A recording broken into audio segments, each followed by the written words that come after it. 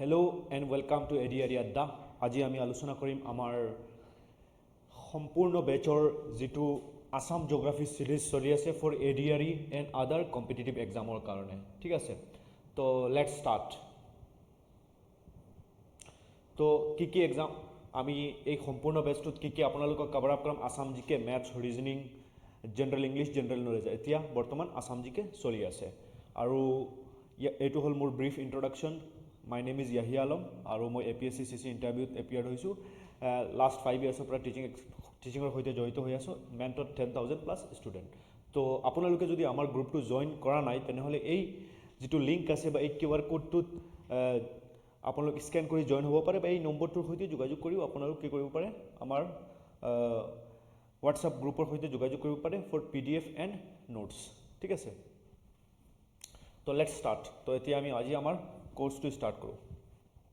তো আজি আমি ডিছকাছ কৰিম ফিজিঅ'গ্ৰাফি অফ আসাম। তো ফিজিঅ'গ্ৰাফি কি হয়, আমাৰ যিখন অসম সেইখন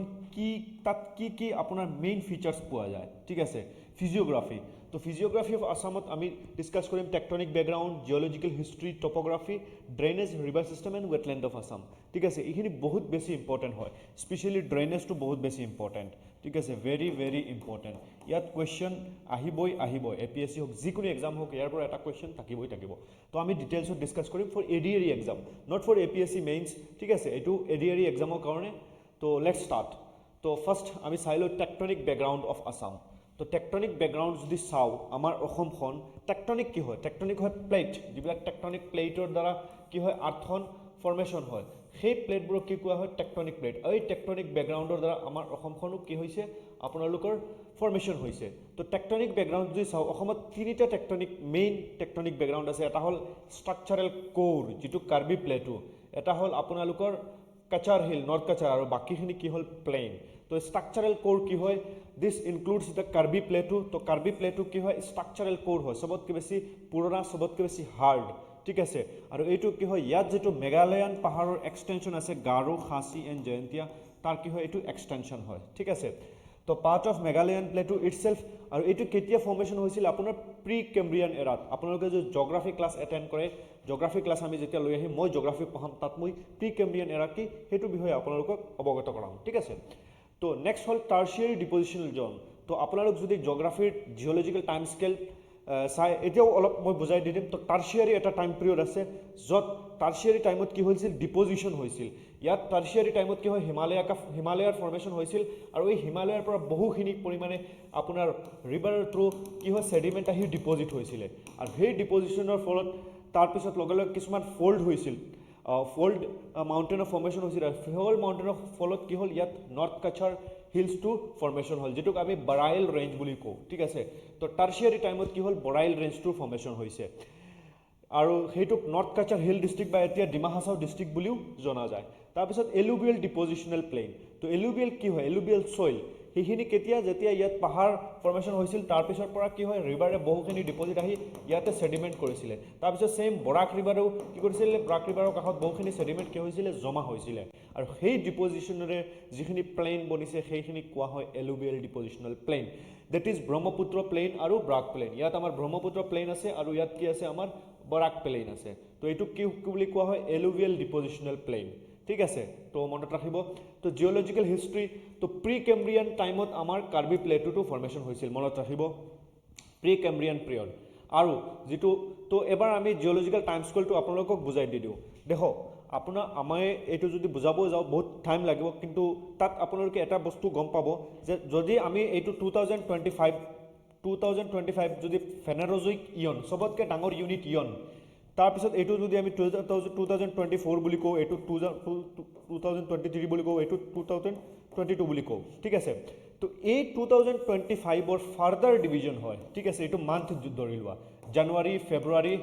মাৰ্চ। ঠিক আছে, আৰু সেই জানুৱাৰী মাহৰ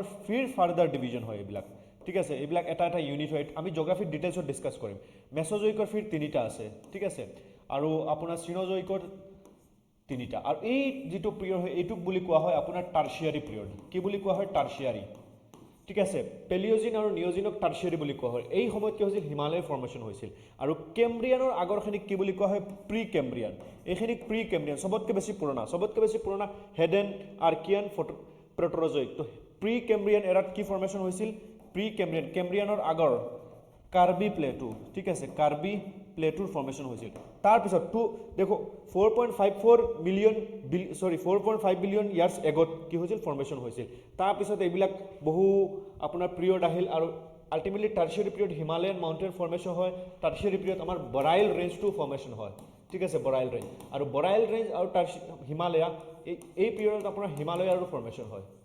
আৰু তাৰপিছত আমাৰ এই টাৰ্চিয়াৰী আৰু কোৱাটাৰ্নাৰী মিলাই কি হয় আমাৰ প্লেইন যেটো ব্ৰহ্মপুত্ৰ প্লেইন আৰু বৰাক প্লেইনৰ কি হয় ফৰ্মেশ্যন হয় তো এইটো মনত ৰাখিব প্ৰি কেম্ব্ৰিয়ান টাৰ্চিয়াৰী আৰু টাৰ্চিয়াৰী পিছত কি হয় আমাৰ প্লেইনখিনিৰ ফৰ্মেশ্যন হয় তো মই আপোনালোকক প্ৰি কেম্ব্ৰিয়ান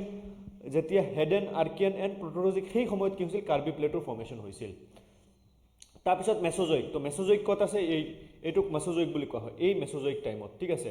মেছ'জয়িক টাইমত আপোনাৰ মেছ'জয়িকৰ শেষৰ ফালে বা মেছ'জয়িকৰ ফালে কি হয় আপোনাৰ এই যেটো কাৰ্বি প্লেটুৰ ইষ্টাৰ্ণ বৰ্ডাৰ সেইটো কি হৈছিল আমাৰ ফৰ্মেশ্যন হৈছিল ঠিক আছে আৰু টাৰ্চিয়াৰী পিৰিয়ড কাৰ্বি প্লেটুৰ বাহিৰে সকলোখিনি ৰিমাইণ্ডাৰ অফ আছাম আপোনাৰ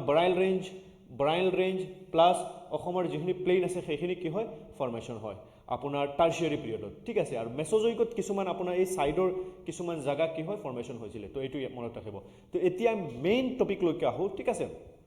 তো টপোগ্ৰাফি অফ আছাম চোৱা এডিআইত ইমান ডেপ্থত নাহে সেইকাৰণে মই ইমান ডেপ্থত আপোনালোকক বুজোৱা নাই কাৰণ প্ৰয়োজন নহয় এপিএছচিত মই বহুত বেছি ডেপ্থত পঢ়াম আপোনালোকৰ লৈ আহিছোঁ অতি সোনকালে এপিএছচিৰ আছাম জিঅ'গ্ৰাফী আৰু এই সকলোবিলাক টপিকছৰ আপোনালোকে নোটছ পাই যাব গ্ৰুপত নোটছ আপডেট দি দিয়া হ'ব ঠিক আছে প্ৰথমে আমি টপিক ৱাইজ নোটছ দিম আৰু পিছত পুৰা কম্পাইল অসম জিঅ'গ্ৰাফী নোটছ আপোনালোকক পিডিএফ ষ্টেণ্ডাৰ্ড পিডিএফ নোটছত দিয়া হ'ব ঠিক আছে তে টেনশ্যন নকৰিব তো টপোগ্ৰাফি অফ আছাম তো টপোগ্ৰাফিক কি বুলি কোৱা হয় ফিজিকেল ফিচাৰ কোনো এখন এৰিয়া বা জাগাৰ আমি যদি অসমখনৰ কথা কওঁ তাত কি আছে প্লেইন আছে তাৰপিছত কি আছে প্লেটু আছে তাৰপিছত কি আছে মাউণ্টেইন আছে ঠিক আছে তো প্লেইন প্লেটু মাউণ্টেইন এই তিনিটা বস্তু কি বুলি কোৱা হয় ফিজিঅ'গ্ৰাফি বুলি কোৱা হয় ঠিক আছে তাৰপিছত অচেনো হ'ব পাৰে অসমটো নাই প্লেইন কি আছে দুটা প্লেইন আছে ব্ৰহ্মপুত্ৰ প্লেইন আৰু বৰাক প্লেইন প্লেটু কি আছে প্লেটু হ'ল ফ্লেট এলিভেটেড আপোনালোকে য'ত প্লেটু মালভূমি বুলিও কয় প্লেটু ঠিক আছে আৰু পাহাৰ পৰ্বত হিলছ এণ্ড মাউণ্টেইন ঠিক আছে তো প্লেটু আৰু প্লেইনৰ মাজত ডিফাৰেঞ্চ কি প্লেইন হয় ফ্লেট ফ্লেট ইয়াত আপোনাৰ সমুদ্ৰৰ লগত একদম ফ্লেট হয় কিন্তু প্লেটু কি হয় এলিভেটেড হয় কিন্তু ওপৰ ফ্লেট হয় দেখা প্লেইনো ফ্লেট প্লেটু ফ্লেট কিন্তু প্লেটু ওখ হ'ব পাৰে এৰাউণ্ড 1000 মিটাৰলৈকে ঠিক আছে এভাৰেজ আপোনাৰ আৰু তাৰপিছত মাউণ্টেইনটো কি হয় আপোনাৰ হিলছো ছেইম হিলছ মাউণ্টেইন ছেইম হয় কিন্তু হিলছটো কি হয় 1000 মিটাৰলৈকে হাইট থাকে কিন্তু মাউণ্টেইন বহুত বেছি হাইট হয় ঠিক আছে তো এইটো হ'ল আপোনালোকৰ ডিফাৰেঞ্চ এইটো হ'ল প্লেইন ফ্লেট এলিভেটেড প্লেইন কি হয় ফ্লেট আৰু এইটো প্লেটু কি হয় ফ্লেট এলিভেটেড ঠিক আছে এইটো প্লেটু মালভূমি বুলি কওঁ আৰু এইটো হ'ল হিলছ কি হয় এণ্টিক্লাইন চিংক্লাইনত থাকে কিন্তু তাৰ উচ্চতা ইমান বেছি নাই কিন্তু মাউণ্টেইনত বহুত বেছি হিমালয়া ঠিক আছে এইটো মাউণ্টেইন 1000 মিটাৰতকৈ কি থাকে ওখ বেছি থাকে ঠিক আছে মাউণ্টেইন তো এইটো আপোনালোকে প্ৰথমে জানি লওক তো আমাৰ অসমখনত কি আছে প্লেইনো আছে প্লেটু আছে মাউণ্টেইনো আছে ঠিক আছে হিল বা মাউণ্টেইনো আছে তো চাই লওক কি আছে তো আমাৰ অসমত তিনিটা মেইন ফিচাৰ্ছ আছে এটা হ'ল প্লেইন তো প্লেইনত কি হয় আপোনালোকৰ ব্ৰহ্মপুত্ৰ প্লেইন এণ্ড বৰাক আৰু প্লেটুত কি আছে কাৰ্বি প্লেটু ঠিক আছে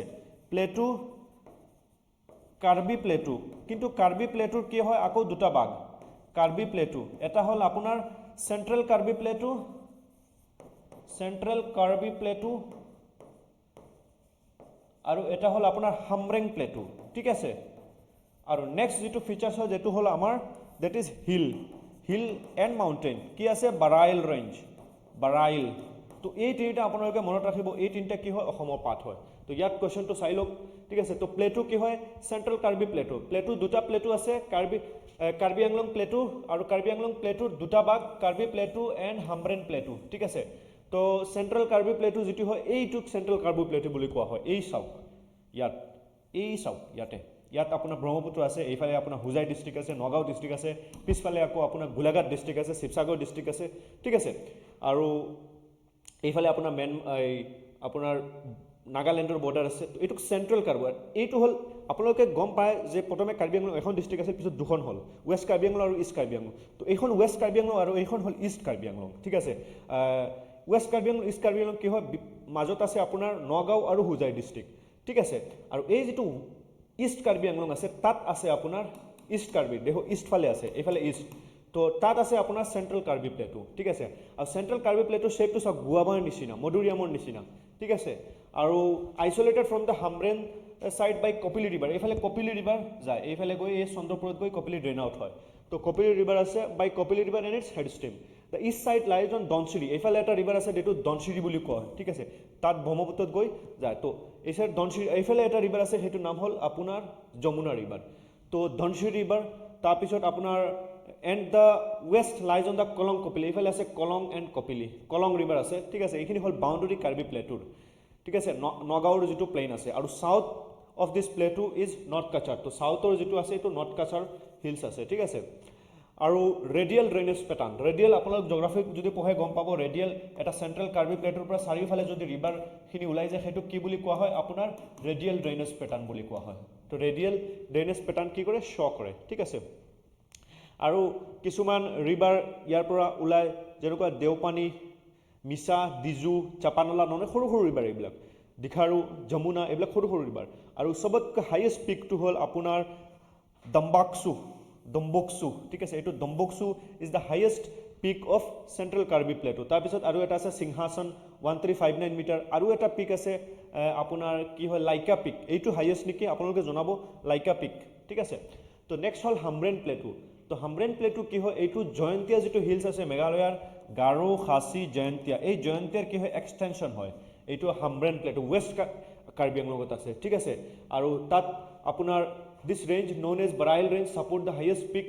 দেট ইজ লাইকে ঠিক আছে চৰি হামৰেন প্লেটুটো হ'ল তাৰপিছত যিটো আছে আমাৰ ব্ৰাইল ৰেঞ্জ ঠিক আছে তো এই ব্ৰাইল ৰেঞ্জ ঠিক আছে এইটোৰ হাইয়েষ্ট পিকটো দম্বকচু হয় আৰু এই চেণ্ট্ৰেল কাৰ্বি প্লেটু কি হ'ল কণ্টিনিউৱাছ টু জয়ন্তীয়া হিলছ ঠিক আছে এইটো বেলেগ ঠিক আছে নেক্সট এইটো আপোনাৰ ঠিক আছে এইটো টাৰ্চিয়াৰী ফল হিল অৰ নৰ্থ কাছাৰ হিল ঠিক আছে এই নৰ্থ কাছাৰ হিলটো কি হয় আপোনাৰ ইয়াতে লোকেটেড আছে ইয়াত আপোনাৰ ঠিক আছে ইয়াত আছে হামৰেন প্লেটু ইয়াত চেণ্ট্ৰেল কাৰ্বি প্লেটু আৰু এইটো হিল আমি অলৰেডি প্লেটু ডিছকাছ কৰিলোঁ এই দুটা কি হয় প্লেটু ঠিক আছে প্লেটু তো after চিনটেক্সিয়েল band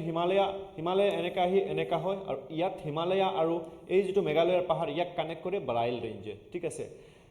Himalaya known as পূৰ্বাঞ্চল আৰু পূৰ্বাঞ্চলৰ পিছত কি হয় এইটো ঠিক আছে আৰু নৰ্থ কাছাৰ হিল ডিষ্ট্ৰিক্ট যিটোক বৰ্তমান ডিমা হাছাও ডিষ্ট্ৰিক্ট বুলি কোৱা হয় চাউথ অফ কাৰ্বি প্লেটু ঠিক আছে আৰু এই ৰেঞ্জটোক বাৰাইল ৰেঞ্জ বুলি কোৱা হয় নৰ্থ কাছাৰ হিল ৰেঞ্জক বাৰাইল ৰেঞ্জ আৰু ইয়াত হাইয়েষ্ট পিক হ'ল অসমৰ লাইকে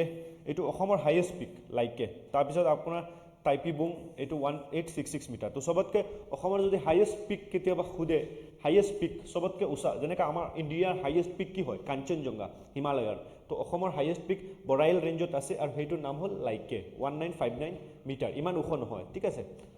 তো তাৰপিছত আপোনাৰ প্লেইন তো আমি অলৰেডি প্লেটু হিল ডিছকাছ কৰিলোঁ এতিয়া